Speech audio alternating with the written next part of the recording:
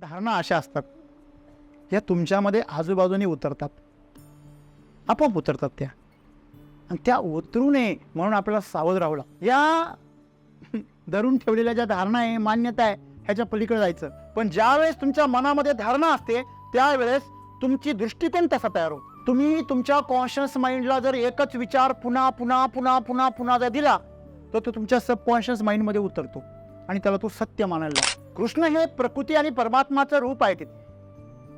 तुम्ही स्वतःला समर्पित जर नाही केलं आणि तुम्ही कुठल्या तरी धारणा आणि मान्यतांच्या मदतीने असेच काहीतरी काल्पनिक जीवन जगत राहिलात तर तुमचं जीवन कधीही शुद्ध, स्वच्छ आणि सुंदर नाही बनणार. मग तुम्हाला सत्यम शिवम सुंदरम जर हवा असेल तर तुम्हाला सत्याच्या मार्गाने चालावं लागेल. सत्याचा मार्ग हा मान्यता आणि धारणांवर नसतो. मान्यता आणि धारणा या भूतकाळातल्या बुरसटलेल्या असतात, त्या कधी सत्य नसतात.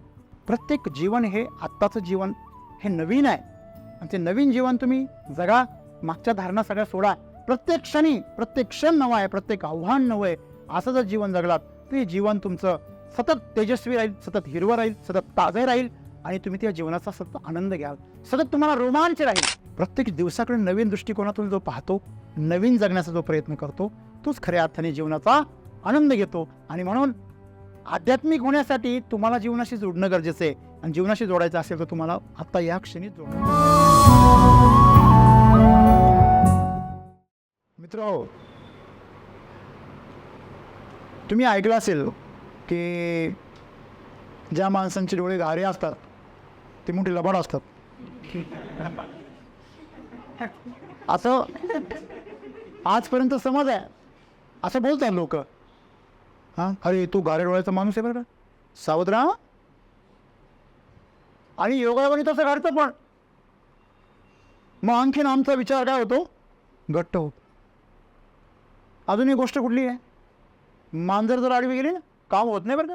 हां, अजून एक, जेवणामध्ये जर घासामध्ये जर केस निघाला ना तर जेवण सोडून द्यायचं राहते. केस निघाला, माशी पडली, काही जण तर आयुष्यभर उपाशी मरतील. हां, आहे की नाही. केस कोर्टापर्यंत जाईल, छोटासा केस. मित्रांनो, अशा धारणा आहे आमच्याकडे. अशा खूप साऱ्या धारणा आमच्या जीवनामध्ये आम्ही पाळून जीवन जगतोय. आणि म्हणून त्या धारणांमुळे आमचं जीवन एक प्रकारे विकृत बनलेलं आहे. म्हणजे आजूबाजूची परिस्थिती ठरवते की तुमचं जीवन कसं असणार आहे. वास्तविकता मनुष्यासाठी प्रकृतीने असा निर्णय केला की तुम्ही ठरवा तुमचं जीवन कसं असायला पाहिजे. परंतु मनुष्य असा आहे की तो आजूबाजूच्या धारणा स्वीकारतो. बरोबर आहे. एकदा काय झालं, तुम्ही ऐकलं असेल, फार गमतीशीर गोष्ट आहे. एकदा एक मनुष्य आपल्या मुलांबरोबर किंवा बोलण्यामध्ये फोनवर नेहमी शिव्यांमध्ये बोलायचं. भामटा, मूर्ख, लबाड, नालायक असे शब्द वापरायचे. आणि त्याचं लहान मुलगा होतं 4-5 वर्षाचं. ते त्यांनी रेल्वे आणली होती पप्पाने, आणि ती रेल्वे खेळत होतं. रेल्वे ते स्टेशन आलं का थांबवायचं आणि स्टेशन आलं का ज्या ज्या मूर्खांना उतरायचं त्या मूर्खांनी उतरून घ्या, ज्या भामट्यांना बसायचं त्या भामट्यांनी बसून घ्या, हां, ज्या नालायकांना पुढे जायचं त्यांनी बसूच राहा. ते एकदा झालं, दोनदा झालं. ती आई आली त्याची आणि तिच्या वडिलांना म्हटली, पहा तुमचे प्रताप. तो म्हणे माझाच प्रताप आहे का तो, आपल्या दोघांचा आहे. पुरुष बोलायला फार वेगळे असतात. हां, मेन ऑलवेज मेन. ती बिचारी ओशाळली. अहो मी तसा नाही म्हणते, तुम्ही तुमची भाषा पहा, त्या मुलाची भाषा पहा. हा, हो, माझ्या लक्षात आलं. मग त्याने जरा सुधरून घेतलं. तिथून पुढे त्यांनी बोलायचं बंद केलं. त्या मुलाकडे त्यांनी लक्ष दिलं. ज्यावेळेस पुढचं स्टेशन आलं ते परत बोलायला लागलं. त्यांनी गेलं सुरू परत. ज्या मूर्खांना अरे थांब म्हणे, थांब, हे काय लावलं म्हणे तू. हां, त्याने ती रेल्वे थांबवली. आणि काय म्हणे पप्पा काय, अरे म्हणे काय बोलतो तू, कशी भाषा वापरतोस, हे चांगलं नाही बोलणं. बऱ्याच वेळ त्यांनी सांगितलं, तू म्हणे हो का पप्पा, म्हणे हो. पप्पा परत कामाला लागले आणि याने रेल्वे चालू केली. त्यांनी परत सुरुवात केली. आधीच्या एका मूर्खामुळे 5 मिनिटं लेट झाले म्हणजे. धारणा अशा असतात या तुमच्यामध्ये आजूबाजूने उतरतात, आपोआप उतरतात त्या, आणि त्या उतरू नये म्हणून आपल्याला सावध राहावं लागतं. कोणीतरी आमच्या डोक्यामध्ये या गोष्टी घालतं, मग ते शिक्षक असतील, परिवार असेल, समाज असेल, मित्र असतील, कोणी पण असेल, अगदी वडील पण. एखादा मुलगा जर म्हटला पप्पा मी करोडपती होणार, मग पप्पा म्हणतो तुझा बाप झाला कधी? म्हणजे विचारसरणी जी आहे तुमची, ही विचारसरणी, धारणा आणि मान्यता यांनी अशी पूर्णपणे काय झाली असते, बुरसटून गेलेली असते. मग तुमची विचारसरणी काय पाहिजे? खुली पाहिजे. मग सद्गुरू आम्हाला काय सांगता, आध्यात्मिक प्रक्रियेचं पहिलं पाऊल या धरून ठेवलेल्या ज्या धारणा आहे, मान्यता आहे, ह्याच्या पलीकडे जायचं. मग आमचे एक शिक्षक होते, ते म्हणायचे जर भाजीत जर केस निघाला तर समजायचं त्या दिवशी तुमचं काहीतरी चांगलं भलं होणार आहे. जर जेवणात माशी पडली तर समजायचं तुमच्या हातून काहीतरी पुण्याचं काम होणार आहे. जर मांजर आडवी गेली तर समजायचं तर तुमचं काम चांगलं होणार आहे. जर एखादा गाऱ्या माणूस भेटला तर समजायचं का तुमच्या जीवनामध्ये काहीतरी मोठं यश येणार आहे. आधी संघर्ष येणार आहे, मग यश येणार आहे. मित्रांनो, ते जे शिक्षकांनी जे काही सांगितलं त्या सरांनी, ती पण एक धारणाच आहे, पण ही सकारात्मक धारणा आहे. वास्तविकता ना मांजराचा काही संबंध आहे, ना केसाचा काही संबंध आहे, ना माशीचा काही संबंध आहे. संबंध गारेवाल्यांचा पण नाही. पण ज्यावेळेस तुमच्या मनामध्ये धारणा असते त्यावेळेस तुमची दृष्टिकोन तसा तयार होतो. केस गेल्यानंतर तुम्हाला जर किळस आली आणि ते जर अन्न तुमच्या पोटामध्ये गेलं तर ते तुमच्या शरीरामध्ये विष बनतं. जेव्हा तुम्ही कुठलीही गोष्ट किळस करून खाता ना, त्याची शिसारी करून खाता, त्यावेळेस तिचं पचन नाही होत. का? तुमच्या शरीरामध्ये रसग्रंथी आपला रस त्याला पाचन होण्यासाठी सोडत नाही. त्या सगळ्या रसग्रंथींची इच्छा असते, शरीराची इच्छा असते का हे मटेरियल असंच जाऊ द्या बाहेर, एक तर रिटर्न जाऊ द्या, नाही तर पुढच्या मार्गाने जाऊ द्या फास्ट. कळलं? मग त्याचं अपचन होतं. तुम्ही जर मांजर आडवी गेली आणि तुमच्या मनात जर भाव तयार झाला की नाही आता आपलं काम होणार नाही, आणि हा विचार एकदा नाही येत, दोनदा नाही येत, पुन्हा पुन्हा येत, आणि तुम्ही त्याच्यावर फोकस करायला लागता. जेव्हा तुम्ही अशा घटनांवर फोकस करता ज्या तुमच्या मनाच्या विरुद्ध होऊ राहिल्या, आणि त्यावेळेस साहजिकच तुमच्या मनाची अवस्था अशी होते की तुम्ही प्रत्येक गोष्टी साशंक आणि नकारात्मक वृत्तीने बघायला लागता. आणि मग ज्यावेळेस तुम्ही नकारात्मक बघता, साधी सिंपल गोष्ट आहे, तुम्ही सकाळी एक प्रयोग करा. सकाळी उठायचं, मम्मी पप्पा कोण असेल घरामध्ये तुमच्या, त्यांना सांगायचं माझं डोकं दुखतंय हो. काहीच नाही, दुखत नाही, काही नाही, फक्त म्हणायचं.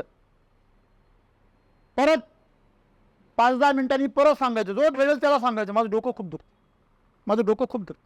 तिथून ऑफिसला आले त्याला पण सांगायचं प्रत्येकाला डोकं खूप दुखतंय रे. सारखं एखाद्या बघायचं, डोकं खूप दुखतंय. 1 वाजता डोक्याची गोळी जर नाही खाल्ली तर मी सांगेल तुम्हाला. का? Self hypnotism. तुम्ही तुमच्या कॉन्शियस माइंडला जर एकच विचार पुन्हा पुन्हा पुन्हा पुन्हा पुन्हा जर दिला तर तो तुमच्या सबकॉन्शियस माइंडमध्ये उतरतो आणि त्याला तो सत्य मानायला लागतो. हे जाहिराती काय, हे मानसशास्त्राचा वापर केलाय. एक खोटी गोष्ट पुन्हा पुन्हा पुन्हा पुन्हा पुन्हा पुन्हा, लांडगा आला रे आला, लांडगा आला रे आला, लांडगा आला रे आला. एक दिवस खरंच लांडगा आला आणि शेळ्या खाऊन गेला, बोंबलत बसला. नेगेटिव्ह विचार किंवा पॉझिटिव्ह विचार हे तुमच्या, वामनराव पै म्हणतात आमचं जीवन म्हणजे आमचा विचार आहे. तुम्ही विचार कुठले तुमच्या डोक्यात ठेवता. मग तुम्ही नकारात्मक धारणा जर ठेवल्या तर तुमचं जीवनाचं नरक हे ठरलेलं आहे. आणि बरेचसे लोक आहेत स्वतःचं जीवन उद्ध्वस्त स्वतःच करतात. आजच्या काळामध्ये जर पाहिलं तर 90% लोक स्वतःच्या बाबतीमध्ये नेहमी निगेटिव्ह विचार करतात. एक तर खूप ओव्हर एस्टिमेट करतात, मी काहीतरीच आहे, नाही तर फार अंडर एस्टिमेट करतात, माझं काही खरंच नाही. कचरा जर मला आला काय, एकदा मार्केटिंग करत असताना मी इथं नंदुरबारला गेलो होतो. आणि नंदुरबारला गेल्यावर तेव्हा माझं वय काहीतरी 22-23 असेल. तरुण यंग एकदम, पोरगाच. आणि नंदुरबारला गेलो आणि 12वी झालेला पोरगा होता.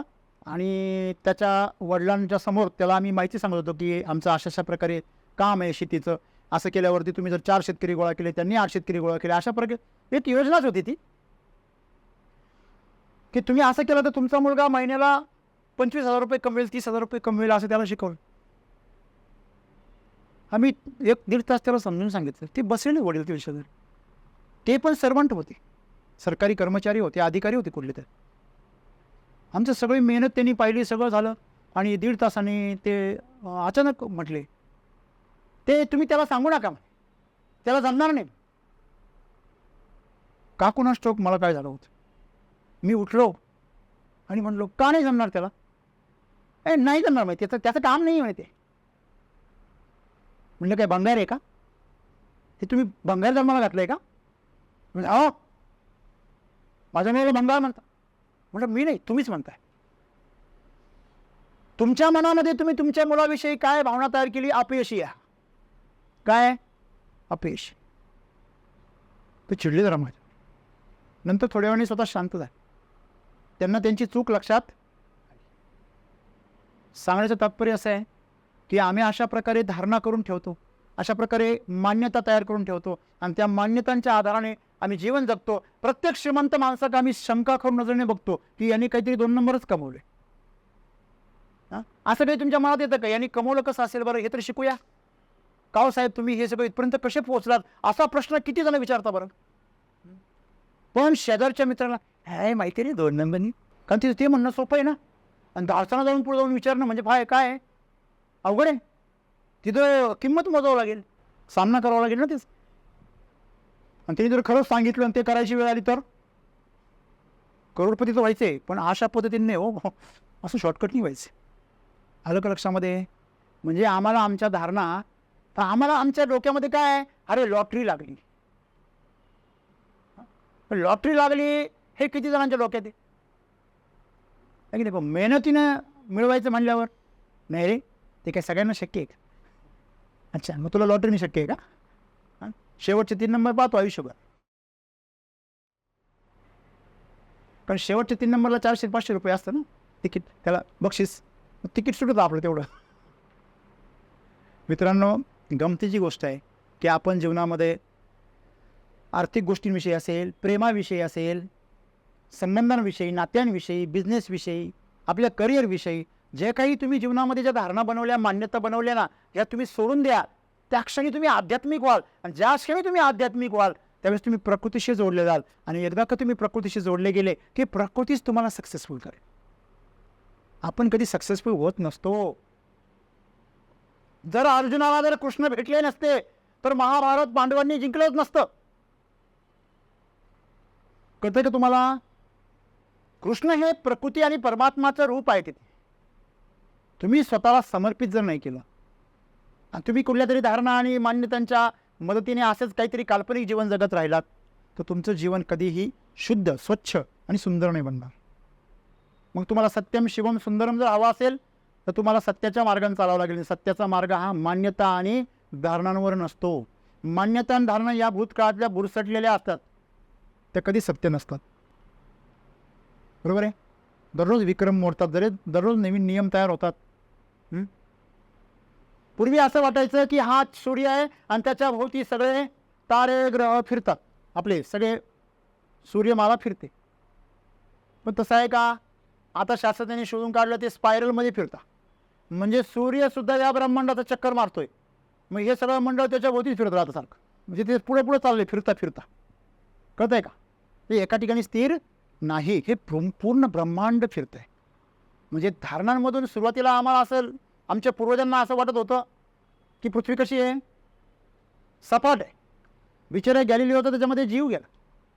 त्यांनी घोषणा केली पृथ्वी गोल आहे. धार्मिक लोकांना मोठी भीती वाटली. आम्ही आतापर्यंत सपाट सांगत होता, हा कोण गोल सांगतो? जसं आपण म्हणतो रोगच नाही आहे. ज्यांनी रोगावर एवढं साम्राज्य उभं केलं त्यांना मोठा धक्का लागतो. हॅलो, आपण म्हणतो कमजोरी आहे, राईट? हे आपण लक्षात ठेवलं पाहिजे. धारणा आणि मान्यतांनी माणूस काय होतो, बुरसटलेला होतो.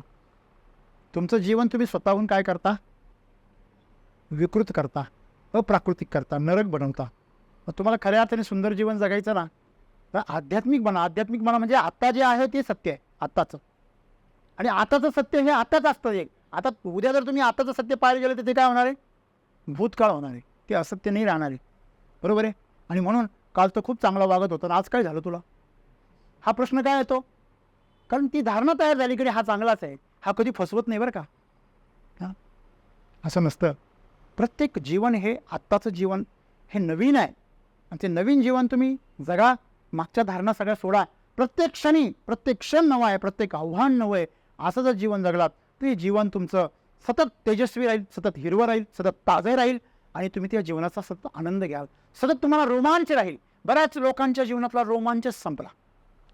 रोमांस नाही म्हणत मी, रोमांच म्हणतो. रोमांच म्हणजे तुमच्या अंगावरचे केस ताट उभे राहणं, अशा प्रकारचं तुमच्या जीवनामध्ये काहीतरी घडत राहणं, चकित करणारं, याला रोमांच असं म्हणतात. आणि असा रोमांच त्याच्याच जीवनामध्ये असतो. तो जीवनाचं प्रत्येक क्षण नवीन म्हणून पहा. ज्याच्या जीवनामध्ये सगळं ठरलेलं आहे, सगळं ठरलेलं आहे. मी अमक्या वाजता उठणार आहे, अमक्या वाजता मी नाश्ता करणार आहे, तमक्या वाजता मी ऑफिस जाणार आहे, अमक्या वाजता मी जेवण करणार आहे आणि तमक्या वाजता माझं ऑफिस सुटणार आहे, मी घरी येणार आहे आणि हेच माझं चालू राहणार आहे. हे बुरसटलेलं आहे. प्रत्येक दिवसाकडे नवीन दृष्टिकोनातून जो पाहतो, नवीन जगण्याचा जो प्रयत्न करतो, तोच खऱ्या अर्थाने जीवनाचा आनंद घेतो. आणि म्हणून आध्यात्मिक होण्यासाठी तुम्हाला जीवनाशी जोडणं गरजेचं आहे. आणि जीवनाशी जोडायचं असेल तर तुम्हाला आत्ता या क्षणीच जोडता येईल. जो घडून गेला तो बुरसटलेला काळ आहे आणि जो येणार आहे तो कल्पनेतला काळ आहे, पण आत्ता आहे तो वास्तव आहे. या वास्तवाने जगा, जे आहे ते स्वीकारा आणि पूर्णपणे ब्लँक होऊन जगा. कोणाबरोबरही, कोणाच्याही परिस्थितीबरोबर, कोणाही व्यक्तीबरोबर कुठल्याही प्रकारच्या धारणा करू नका आणि सुंदर असं जीवन जगा. धन्यवाद.